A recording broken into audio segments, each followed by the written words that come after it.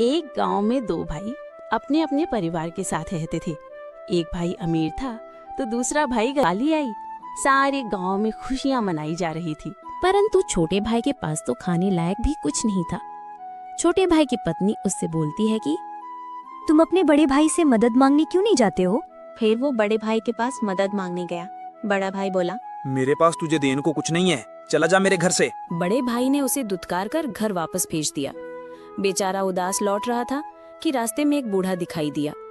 बूढ़े दिवाली है पर तुम खुश नहीं हो। कहे कि दिवाली ताओ, मेरे भाई ने भी मेरी मदद नहीं की।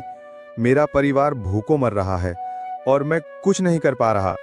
यदि तुम मेरी मदद करो, इन लकड़ियों के गट्ठर को मेरे घर पहुंचा दो, तो मैं तुम्हें जो दूंगा उससे तुम अमीर हो जाओगे।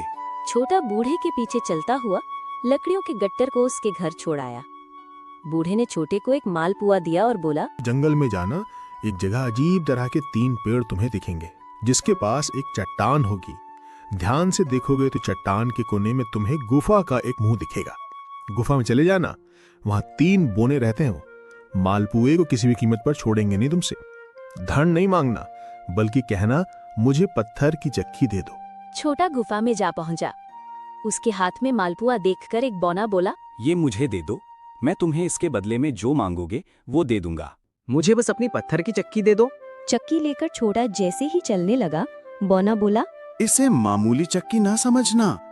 इसे घूमने पर तुम जो मांगोगे इसमें से निकलता रहेगा।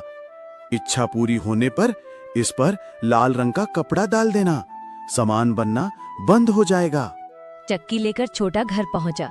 पत्नी और बच्चे भूखे थे। उसने कहा, चक्की चक्की चावल निकाल।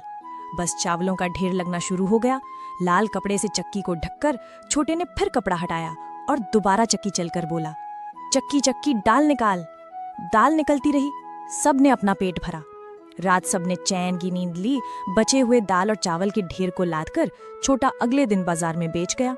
वापस आकर उसने फिर वही क्रम अपनाया और इस बार गेहूं, चावल और भिन्न भिन्न दालें चक्की की मदद से निकाल और बेचकर ढेरों पैसे कमाया। कुछ दिनों में ही वे अपने भाई से भी ज्यादा अमीर हो गया। कभी तेल, कभी नमक, कभी मसाले, कभी बादाम, कपास, जो चाहे उसे प्राप्त होता रहता था। बड़ा भाई उसकी खुशहाली से जलने लगा। उसने सोचा, चंद दिनों पहले तो ये भूखों मर रहा था, अब इसके हाथ क्या लगा जो ये मुझसे भी ज्यादा धनी हो गया है।